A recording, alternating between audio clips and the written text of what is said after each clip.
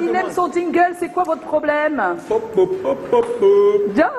Alors on est content de recevoir Kosi, qu'on appelle évidemment Kosi Papa, Gimme the Mic Yo, et qui est considéré comme l'un des rappeurs les plus inspirés, et les plus rapides également, de toute la globosphère du rap francophone et même anglophone. Alors Kosi, tu es rappeur, des fois chanteur, chorégraphe, danseur, excellent danseur. Alors ce qu'on ne sait pas très souvent, c'est que tu es quand même le gars qui a l'aptitude de parler d'absolument tout dans tes sons.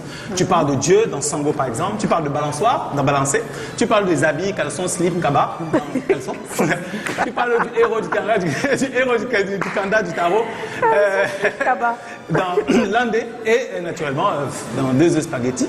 Et puis pour les millions, tu les connais sur YouTube, les tubes, tu les enchaînes depuis le début de ta carrière. Tu es passé par les plus grands labels, je parle de Big Dream par exemple, avant de monter le tien, Powerhouse, dont tu es le CEO désormais. Les tournées à l'international, ça te connaît. Et surtout, il faut le dire, et c'est le plus important, les gens ne le savent pas, mais c'est que quand Fally Poupa faisait 40 000, qu'il y avait 40 000 personnes d'audience, mais tu faisais partie de l'histoire puisque tu as fait lever le rideau de cette scène-là.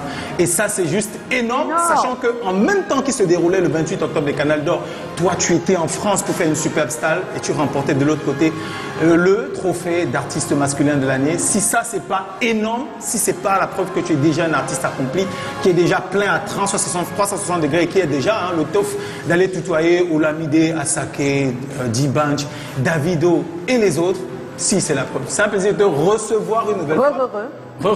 Bienvenue, Kosi. Kosi est notre invité et il va nous dire bonsoir tout à l'heure, peut-être après cette superbe vidéo qui résume un peu sa carrière.